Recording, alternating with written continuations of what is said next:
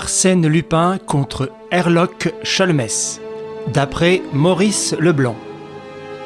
Premier épisode, La Dame Blonde. Chapitre 1. Le numéro 514, série 23. Le 8 décembre de l'an dernier, M. Gerbois, professeur de mathématiques au lycée de Versailles, dénicha dans le fouillis d'un marchand de bric-à-brac un petit secrétaire en acajou qui lui plut par la multiplicité de ses tiroirs. « Voilà bien ce qu'il me faut pour l'anniversaire de Suzanne », pensa-t-il. Et comme il s'ingéniait, dans la mesure de ses modestes ressources, à faire plaisir à sa fille, il débattit le prix et versa la somme de 65 francs. Au moment où il donnait son adresse, un jeune homme de tournure élégante et qui furetait déjà de droite à gauche, aperçut le meuble et demanda « Combien ?»« Il est vendu !» répliqua le marchand. « Ah ! À monsieur, peut-être ?» Monsieur Gerbois salua, et d'autant plus heureux d'avoir ce meuble qu'un de ses semblables le convoitait, il se retira. Mais il n'avait pas fait 10 pas dans la rue qu'il fut rejoint par le jeune homme qui, le chapeau à la main et d'un ton de parfaite courtoisie, lui dit « Je vous demande infiniment pardon, monsieur. Je vais vous poser une question indiscrète. Cherchiez-vous ce secrétaire plus spécialement qu'autre chose ?»« Non, je cherchais une balance d'occasion pour certaines expériences de physique. » »« Par conséquent, vous n'y tenez pas beaucoup. »« J'y tiens, voilà tout. »« Parce qu'il est ancien, peut-être. »« Parce qu'il est commode. » »« En ce cas, vous consentiriez à l'échanger contre un secrétaire aussi commode, mais en meilleur état. » Celui-ci est en bon état et l'échange me paraît inutile. Cependant, M. Gerbois est un homme facilement irritable et de caractère ombrageux. Il répondit sèchement « Je vous en prie, monsieur, n'insistez pas. » L'inconnu se planta devant lui. « J'ignore le prix que vous l'avez payé, monsieur. Je vous en offre le double. »« Non. »« Le triple. »« Oh, restons-en là !» s'écria le professeur impatienté. « Ce qui m'appartient n'est pas à vendre. » Le jeune homme le regarda fixement, d'un air que M. Gerbois ne devait pas oublier, puis, sans mot dire, tourna sur ses talons et s'éloigna. 1 heure après, on apportait le meuble dans la maisonnette que le professeur occupait sur la route de Viroflay. Il appela sa fille. « Voici pour toi, Suzanne, si toutefois il te convient. » Suzanne était une jolie créature, expansive et heureuse. Elle se jeta au cou de son père et l'embrassa avec autant de joie que s'il lui avait offert un cadeau royal. Le soir même, l'ayant placée dans sa chambre avec l'aide d'Hortense, la bonne, elle nettoya les tiroirs et rangea soigneusement ses papiers, ses boîtes à lettres, sa correspondance, ses collections de cartes postales et quelques souvenirs furtifs qu'elle conservait en l'honneur de son cousin Philippe. Le lendemain, à 7h30, M. Gerbois se rendit au lycée. À 10h, Suzanne, suivant une habitude quotidienne, l'attendait à la sortie. Et c'était un grand plaisir pour lui que d'aviser, sur le trottoir opposé à la grille, sa silhouette gracieuse et son sourire d'enfant. Ils s'en revinrent ensemble. « Et ton secrétaire ?»« Une pure merveille. Hortense et moi, nous avons fait les cuivres. On dirait de l'or. »« Ainsi, tu es contente ?»« Ah, si je suis contente. C'est-à-dire que je ne sais pas comment j'ai pu m'en passer jusqu'ici. » Ils traversèrent le jardin qui précède la maison. M. Gerbois proposa « Nous pourrions aller le voir avant le déjeuner. »« Oh oui, c'est une bonne idée !» Elle monta la première, mais, arrivée au seuil de sa chambre, elle poussa un cri d'effarement. « Qu'y a-t-il donc ?» balbutia M. Gerbois. À son tour, il entra dans la chambre. Le secrétaire n'y était plus. Ce qui étonna le juge d'instruction, c'est l'admirable simplicité des moyens employés. En l'absence de Suzanne, et tandis que la bonne faisait son marché, un commissionnaire muni de sa plaque, des voisins la virent, avait arrêté sa charrette devant le jardin et sonné par 2 fois. Les voisins, ignorant que la bonne était dehors, n'eurent aucun soupçon. de sorte que l'individu effectua sa besogne dans la plus absolue quiétude. À remarquer ceci, aucune armoire ne fut fracturée, aucune pendule dérangée. Bien plus, le porte-monnaie de Suzanne, qu'elle avait laissé sur le marbre du secrétaire, se retrouva sur la table voisine avec les pièces d'or qu'il contenait. Le mobile du vol était donc nettement déterminé, ce qui rendait le vol d'autant plus inexplicable, car enfin, pourquoi courir tant de risques pour un butin si minime ? Le seul indice que put fournir le professeur fut l'incident de la veille. Tout de suite, ce jeune homme a marqué de mon refus une vive contrariété, et j'ai eu l'impression très nette qu'il me quittait sur une menace. C'était bien vague. On interrogea le marchand. Il ne connaissait ni l'un ni l'autre de ces deux messieurs. Quant à l'objet, il l'avait acheté 40 francs à Chevreuse dans une vente après décès et croyait bien l'avoir revendu à sa juste valeur. L'enquête poursuivie n'apprit rien de plus. Mais M. Gerbois resta persuadé qu'il avait subi un dommage énorme. Une fortune devait être dissimulée dans le double fond d'un tiroir, et c'était la raison pour laquelle le jeune homme, connaissant la cachette, avait agi avec une telle décision. « Mon pauvre père, qu'aurions-nous fait de cette fortune ?» répétait Suzanne. « Comment ? Mais avec une pareille dot, tu pouvais prétendre au plus haut parti. » Suzanne, qui bornait ses prétentions à son cousin Philippe, lequel était un parti pitoyable, soupirait amèrement. Et dans la petite maison de Versailles, la vie continua, moins gaie, moins insouciante, assombrie de regrets et de déceptions. 2 mois se passèrent. Et soudain, coup sur coup, les événements les plus graves, une suite imprévue d'heureuses chances et de catastrophes. Le 1er février, à 5h30, M. Gerbois, qui venait de rentrer, un journal du soir à la main, s'assit, mit ses lunettes et commença de lire. La politique ne l'intéressant pas, il tourna la page. Aussitôt, un article attira son attention, intitulé « 3e tirage de la loterie des associations de la presse. Le numéro 514, série 23, gagne 1 million. » Le journal lui glissa des doigts. Les murs vacillèrent devant ses yeux et son cœur cessa de battre. Le numéro 514, série 23, c'était son numéro. Il l'avait acheté par hasard pour rendre service à l'un de ses amis, car il ne croyait guère aux faveurs du destin. Et voilà qu'il gagnait. Vite, il tira son calepin. Le numéro 514, série 23, était bien inscrit, pour mémoire, sur la page de garde. Mais le billet... Il bondit vers son cabinet de travail pour y chercher la boîte d'enveloppes parmi lesquelles il avait glissé le précieux billet. Et dès l'entrée, il s'arrêta net, chancelant de nouveau et le cœur contracté. La boîte d'enveloppes ne se trouvait pas là. Et, chose terrifiante, il se rendait subitement compte qu'il y avait des semaines qu'elle n'était pas là. Depuis des semaines, il ne l'apercevait plus devant lui aux heures où il corrigeait les devoirs de ses élèves. Un bruit de pas sur le gravier du jardin. Il appela « Suzanne ! Suzanne !» Elle arrivait de course. Elle monta précipitamment.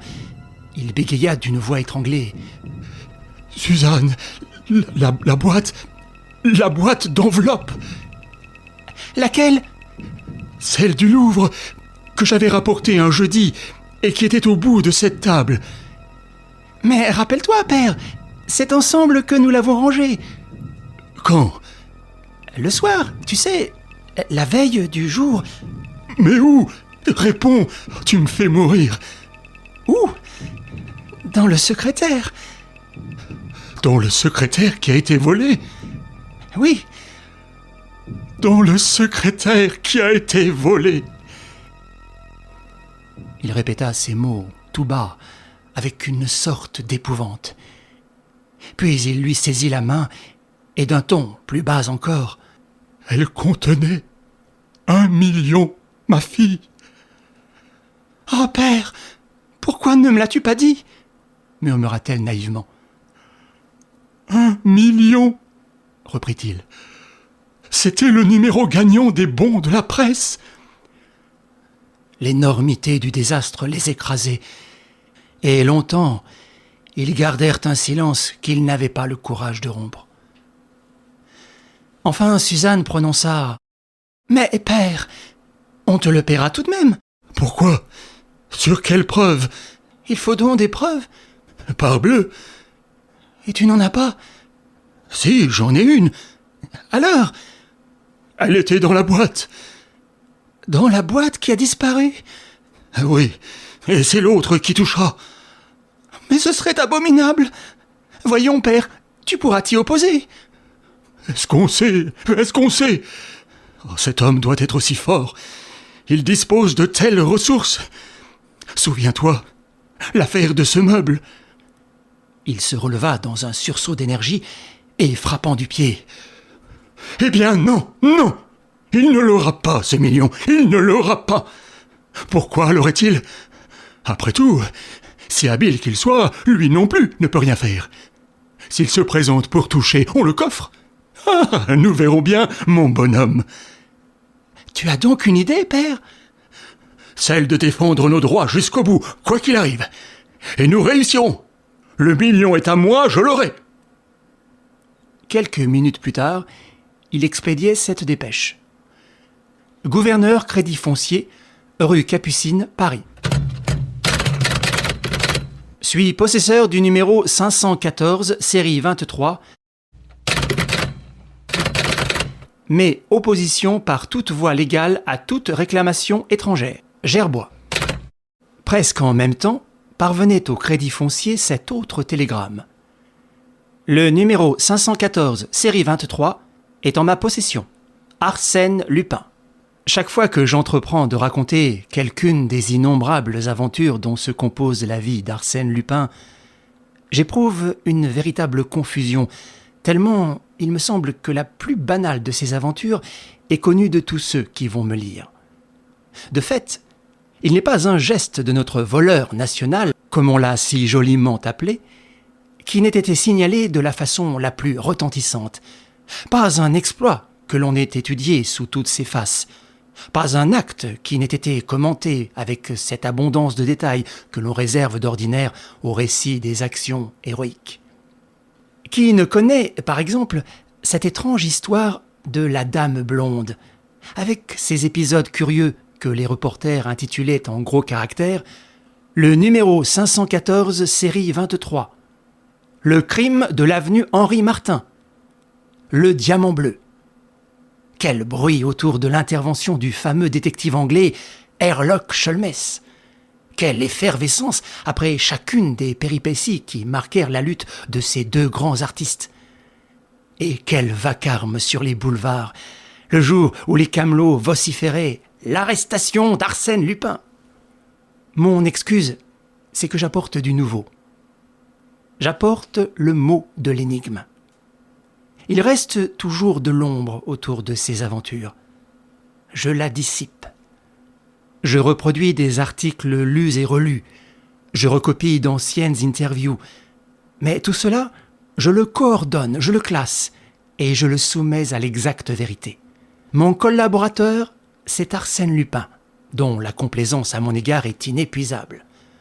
Et c'est aussi, en l'occurrence, l'ineffable Wilson, l'ami et le confident de Sholmès. On se rappelle le formidable éclat de rire qui accueillit la publication de la double dépêche. Le nom seul d'Arsène Lupin était un gage d'imprévu, une promesse de divertissement pour la galerie. Et la galerie, c'était le monde entier. Des recherches opérées aussitôt par le Crédit Foncier, il résulta que le numéro 514, série 23, avait été délivré par l'intermédiaire du Crédit Lyonnais, succursale de Versailles, au commandant d'artillerie Bessy. Or, le commandant était mort d'une chute de cheval. On sut par des camarades auxquels il s'était confié que quelque temps avant sa mort, il avait dû céder son billet à un ami. « Cet ami, c'est moi », affirma M. Gerbois. « Prouvez-le. objecta le gouverneur du Crédit foncier. Que je le prouve? Facilement. 20 personnes vous diront que j'avais avec le commandant des relations suivies et que nous nous rencontrions au café de la place d'Armes. C'est là qu'un jour, pour l'obliger dans un moment de gêne, je lui ai repris son billet contre la somme de 20 francs. Vous avez des témoins de cet échange? Non. En ce cas, sur quoi fondez-vous votre réclamation? Sur la lettre qu'il m'a écrite à ce sujet. Quelle lettre? Une lettre qui était épinglée avec le billet. Montrez-la. Mais elle se trouvait dans le secrétaire volé. Retrouvez-la.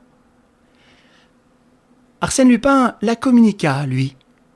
Une note insérée par l'Écho de France, lequel a l'honneur d'être son organe officiel et dont il est, paraît-il, un des principaux actionnaires, une note annonça qu'il remettait entre les mains de maître de Thinan, son avocat conseil, la lettre que le commandant Bessy lui avait écrite, à lui, personnellement.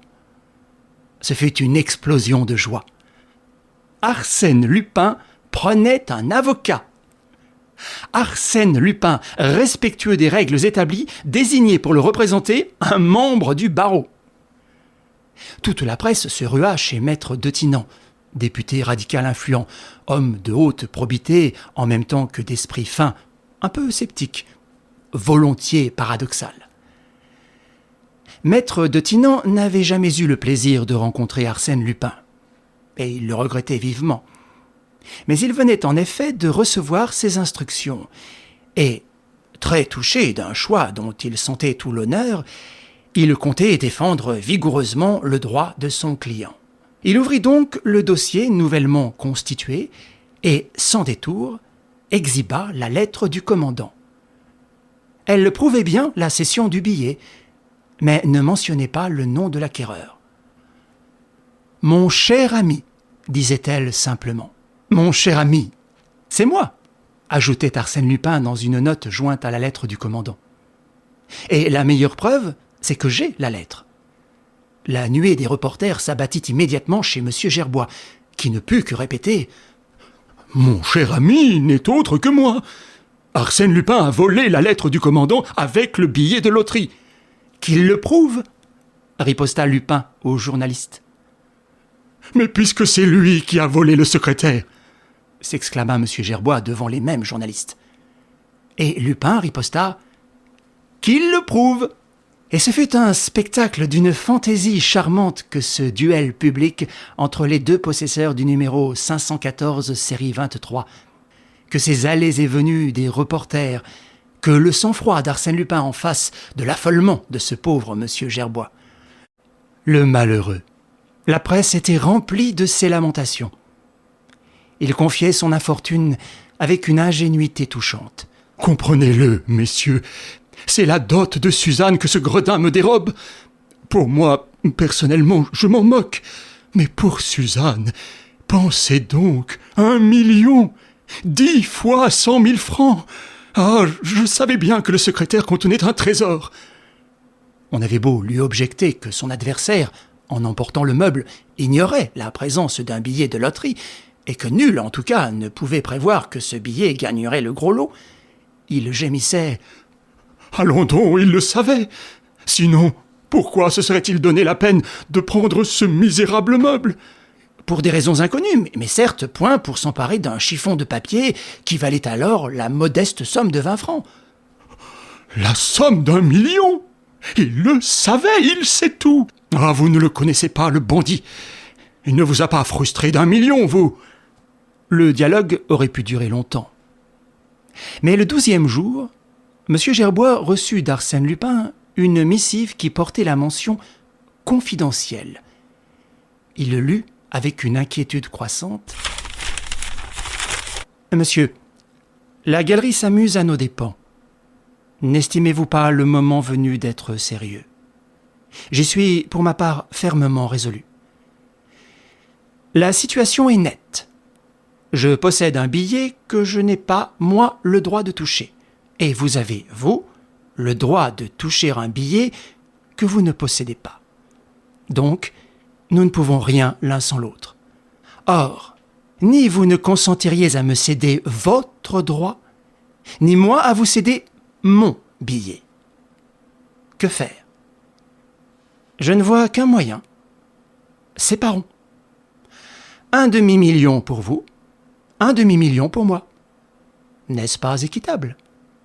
Et ce jugement de Salomon ne satisfait-il pas à ce besoin de justice qui est en chacun de nous?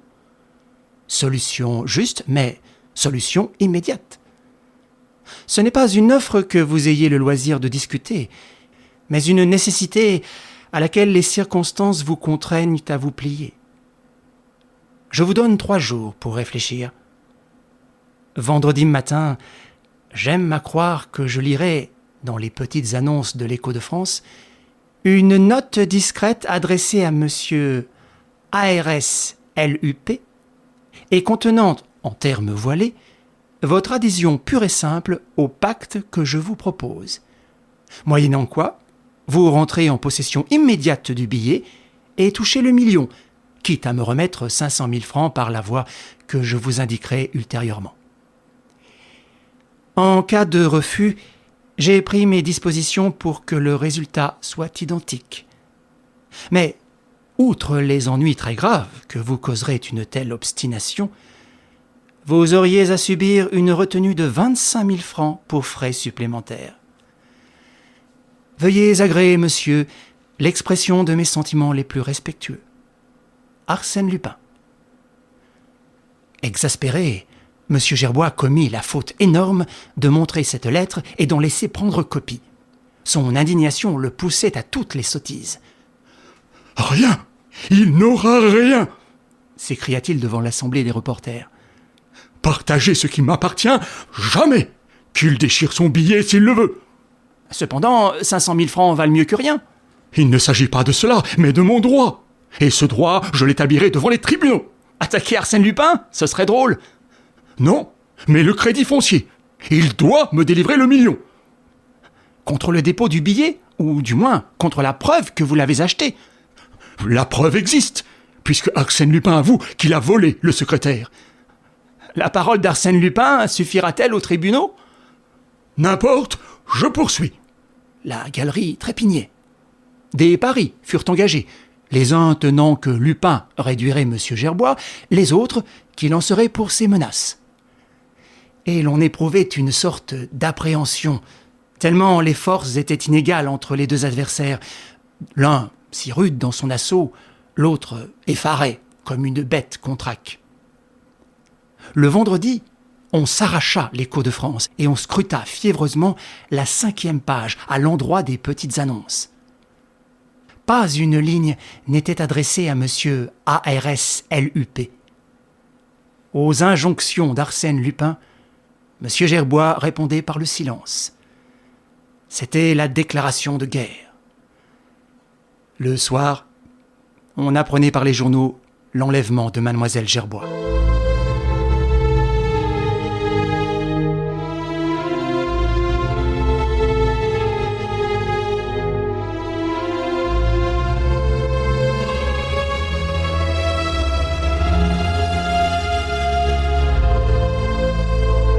Ce qui nous réjouit dans ce qu'on pourrait appeler les spectacles d'Arsène Lupin, c'est le rôle éminemment comique de la police. Tout se passe en dehors d'elle. Il parle, lui. Il écrit, prévient, commande, menace, exécute, comme s'il n'existait ni chef de la sûreté, ni agent, ni commissaire, personne enfin qui pût l'entraver dans ses desseins. Tout cela est considéré comme nul et non avenu. L'obstacle ne compte pas. Et pourtant, elle se démène, la police. Dès qu'il s'agit d'Arsène Lupin, du haut en bas de l'échelle, tout le monde prend feu, bouillonne, écume de rage. C'est l'ennemi, et l'ennemi qui vous nargue, vous provoque, vous méprise, ou, qui pis est, vous ignore. Et que faire contre un pareil ennemi? À 10h moins 20, selon le témoignage de la bonne, Suzanne partait de chez elle. À 10h05, en sortant du lycée, son père ne l'apercevait pas sur le trottoir où elle avait coutume de l'attendre. Donc, Tout s'était passé au cours de la petite promenade de 20 minutes qui avait conduit Suzanne de chez elle jusqu'au lycée, ou du moins jusqu'aux abords du lycée. 2 voisins affirmèrent l'avoir croisée à 300 pas de la maison. Une dame avait vu marcher le long de l'avenue une jeune fille dont le signalement correspondait au sien. Et après ? Après, on ne savait pas. On perquisitionna de tous côtés. On interrogea les employés des gares et de l'octroi. Ils n'avaient rien remarqué ce jour-là qui pût se rapporter à l'enlèvement d'une jeune fille. Cependant, à Ville-d'Avray, un épicier déclara qu'il avait fourni de l'huile à une automobile fermée qui arrivait de Paris. Sur le siège se tenait un mécanicien. À l'intérieur, une dame blonde, excessivement blonde, précisa le témoin. 1 heure plus tard, l'automobile revenait de Versailles. Un embarras de voiture l'obligea de ralentir, ce qui permit à l'épicier de constater, à côté de la dame blonde déjà entrevue, la présence d'une autre dame, entourée celle-ci de châles et de voiles. Nul doute que ce ne fût Suzanne Gerbois. Mais alors, il fallait supposer que l'enlèvement avait eu lieu en plein jour, sur une route très fréquentée, au centre même de la ville. Comment ? À quel endroit ? Pas un cri ne fut entendu, pas un mouvement suspect ne fut observé. L'épicier donna le signalement de l'automobile. Une limousine 24 chevaux de la maison Peugeon, à carrosserie bleu foncé. À tout hasard, on s'informa auprès de la directrice du grand garage, Madame Bob Valtour, qui s'est fait une spécialité d'enlèvement par automobile. Le vendredi matin, en effet, elle avait loué pour la journée une limousine Peugeon à une dame blonde, qu'elle n'avait du reste point revue. Mais le mécanicien ?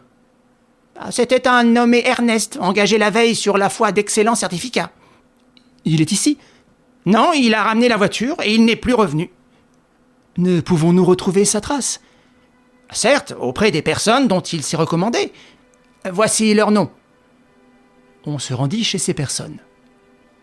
Aucune d'elles ne connaissait le nommé Ernest. Ainsi donc, quelques pistes que l'on suivit pour sortir des ténèbres, on aboutissait à d'autres ténèbres, à d'autres énigmes. Monsieur Gerbois n'était pas de force à soutenir une bataille qui commençait pour lui de façon si désastreuse. Inconsolable depuis la disparition de sa fille, bourrelé de remords, il capitula. Une petite annonce parut à l'Écho de France, et que tout le monde commenta, affirma sa soumission pure et simple, sans arrière-pensée. C'était la victoire. La guerre terminée en 4 fois 24 heures. 2 jours après, M. Gerbois traversait la cour du Crédit Foncier. Introduit auprès du gouverneur, il tendit le numéro 514, série 23. Le gouverneur sursauta. « Ah, vous l'avez ! Il vous a été rendu !»« Il était égaré. Le voici, » répondit M. Gerbois. « Cependant, vous prétendiez... Il a été question... » « Tout cela n'est que racontards et mensonges. » « Mais il nous faudrait tout de même quelques documents à l'appui. »« La lettre du commandant suffit-elle ? » ?»« Certes. »« La voici. » »« Parfait. Veuillez laisser ces pièces en dépôt. Il nous est donné 15 jours pour vérification. Je vous préviendrai dès que vous pourrez vous présenter à notre caisse.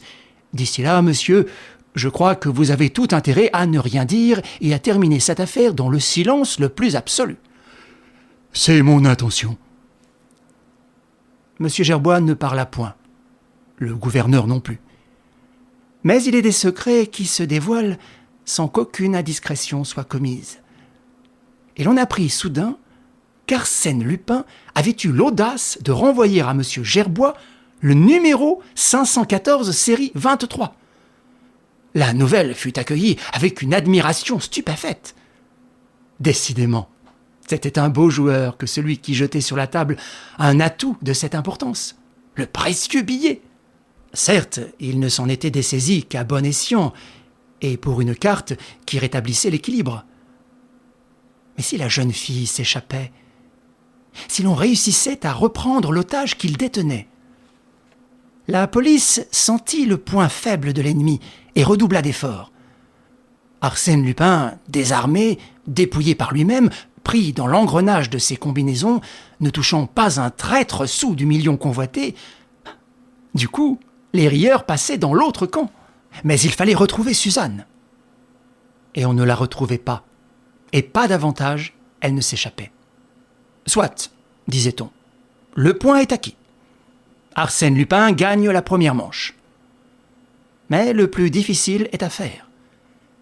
Mademoiselle Gerbois est entre ses mains, nous l'accordons, et il ne la remettra que contre 500 000 francs. Mais où et comment s'opérera l'échange ?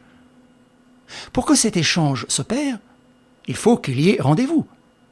Et alors, qui empêche M. Gerbois d'avertir la police, et par là, de reprendre sa fille tout en gardant l'argent ?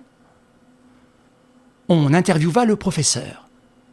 Très abattu, désireux de silence, il demeura impénétrable. « Je n'ai rien à dire.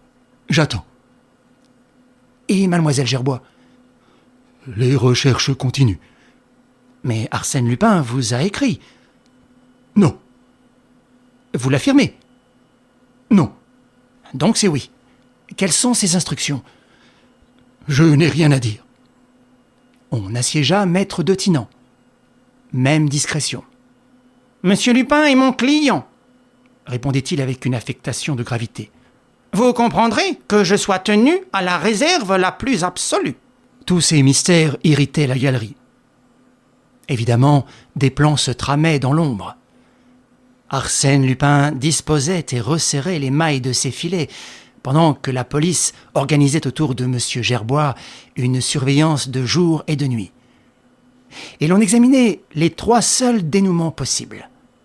L'arrestation, le triomphe ou l'avortement ridicule et piteux. Mais il arriva que la curiosité du public ne devait être satisfaite que de façon partielle. Et c'est ici, dans ces pages, que pour la première fois, l'exacte vérité se trouve révélée. Le mardi 12 mars, M. Gerbois reçut, sous une enveloppe d'apparence ordinaire, un avis du Crédit Foncier. Le jeudi, à 1h, il prenait le train pour Paris. À 2h, les 1000 billets de 1000 francs lui furent délivrés. Tandis qu'il les feuilletait un à un, en tremblant, cet argent, n'était-ce pas la rançon de Suzanne ? 2 hommes s'entretenaient dans une voiture arrêtée à quelque distance du grand portail. L'un de ces hommes avait des cheveux grisonnants et une figure énergique qui contrastait avec son habillement et ses allures de petit employé. C'était l'inspecteur principal Ganimard. Le vieux Ganimard, l'ennemi implacable de Lupin. Et Ganimard disait au brigadier Folenfant : « Ça ne va pas tarder. Avant 5 minutes, nous allons revoir notre bonhomme. Tout est prêt ? » « Absolument. »« Combien sommes-nous ? » 8, dont 2 à bicyclette. »« Et moi qui compte pour 3. C'est assez, mais ce n'est pas trop. À aucun prix, il ne faut que Gerbois nous échappe. Sinon, bonsoir. Il rejoint Lupin au rendez-vous qu'ils ont dû fixer. Il troque la demoiselle contre le demi-million et le tour est joué. »« Mais pourquoi donc le bonhomme ne marche-t-il donc pas avec nous ? Ce serait si simple. En nous mettant dans son jeu, il garderait le million entier. » »« Oui, mais il a peur. S'il essaye de mettre l'autre dedans, il n'aura pas sa fille. »« Quel autre ? » ?»« Lui !» Ganimard prononça ce mot d'un ton grave, un peu craintif, comme s'il parlait d'un être surnaturel dont il aurait déjà senti les griffes. « Il est assez drôle, » observa judicieusement le brigadier Folenfant, « que nous en soyons réduits à protéger ce monsieur contre lui-même. » « Avec Lupin, le monde est renversé, » soupira Ganimard. 1 minute s'écoula. « Attention !» fit-il. Monsieur Gerbois sortait.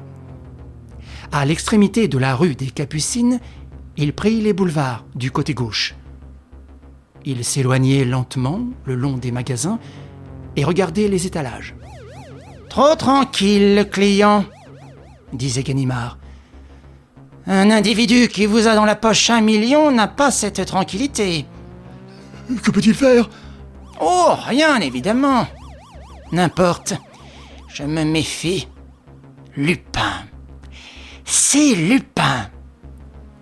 À ce moment, M. Gerbois se dirigea vers un kiosque, choisit des journaux, se fit rendre la monnaie, déplia l'une des feuilles et, les bras étendus, tout en s'avançant à petits pas, se mit à lire. Et soudain, d'un bond, il se jeta dans une automobile qui stationnait au bord du trottoir. Le moteur était en marche car elle partit rapidement, doubla la Madeleine et disparut. « Nom de nom !» s'écria Ganimard. « Encore un coup de sa façon !» Il s'était élancé et d'autres hommes couraient en même temps que lui autour de la Madeleine. Mais il éclata de rire. À l'entrée du boulevard Malesherbes, l'automobile était arrêtée, en panne. Et M. Gerbois en descendait. « Vite, Folenfant! Le mécanicien! C'est peut-être le nommé Ernest !» Folenfant s'occupa du mécanicien. C'était un nommé Gaston, employé à la Société des fiacres automobiles. 10 minutes auparavant, un monsieur l'avait retenu et lui avait dit d'attendre sous pression près du kiosque, jusqu'à l'arrivée d'un autre monsieur. « Et le second client ?» demanda Folenfant. « Quelle adresse a-t-il donnée ?»« Aucune adresse. Boulevard Malesherbes, avenue de Messine, double pourboire, voilà tout. » Mais pendant ce temps, sans perdre une minute, M. Gerbois avait sauté dans la première voiture qui passait. « Cocher, au métro de la Concorde !» Le professeur sortit du métro place du Palais-Royal, courut vers une autre voiture et se fit conduire place de la Bourse. Deuxième voyage en métro, puis avenue de Villiers, troisième voiture. « Cocher, 25 rue Clapeyron !» Le 25 de la rue Clapeyron est séparé du boulevard des Batignolles par la maison qui fait l'angle. Il monta au premier étage et sonna. « C'est bien ici que demeure maître Detineau ?»« C'est moi-même. Monsieur Gerbois, sans doute ?»« Parfaitement. »« Je vous attendais, monsieur. Donnez-vous la peine d'entrer ?» Quand M. Gerbois pénétra dans le bureau de l'avocat, la pendule marquait 3 heures. Et tout de suite, il dit « C'est l'heure qu'il m'a fixée. Il n'est pas là ?»« Pas encore. » M. Gerbois s'assit, s'épongea le front, regarda sa montre comme s'il ne connaissait pas l'heure, et reprit anxieusement « Viendra-t-il » L'avocat répondit « Vous m'interrogez, monsieur, sur la chose du monde que je suis le plus curieux de savoir. Jamais je n'ai ressenti pareille impatience. En tout cas, s'il vient, il risque gros. Cette maison est très surveillée depuis 15 jours. On se défie de moi. » Et de moi encore davantage. Aussi, je n'affirme pas que les agents, attachés à ma personne, aient perdu ma trace. « Mais alors... » « Ce ne serait point de ma faute, » s'écria vivement le professeur. « Et l'on n'a rien à me reprocher. Qu'ai-je promis? D'obéir à ses ordres. Eh bien, j'ai obéi aveuglément à ses ordres. J'ai touché l'argent à l'heure fixée par lui, et je me suis rendu chez vous de la façon qu'il m'a prescrite. Responsable du malheur de ma fille, j'ai tenu mes engagements en toute loyauté. À lui de tenir les siens. » Et il ajouta, de la même voix anxieuse, « Il ramènera ma fille, n'est-ce pas ?»« Je l'espère. »« Cependant, vous l'avez vu. »« Moi ? Mais non. Il m'a simplement demandé par lettre de vous recevoir tous deux, de congédier mes domestiques avant 3 heures et de n'admettre personne dans mon appartement avant votre arrivée et son départ. Si je ne consentais pas à cette proposition, il me priait de l'en prévenir par 2 lignes à l'Écho de France. Mais je suis trop heureux de rendre service à Arsène Lupin et je consens à tout. » M. Gerbois gémit. « Hélas, comment tout cela finira-t-il ?» Il tira de sa poche les billets de banque, les étala sur la table et en fit 2 paquets de même nombre. Puis ils se turent.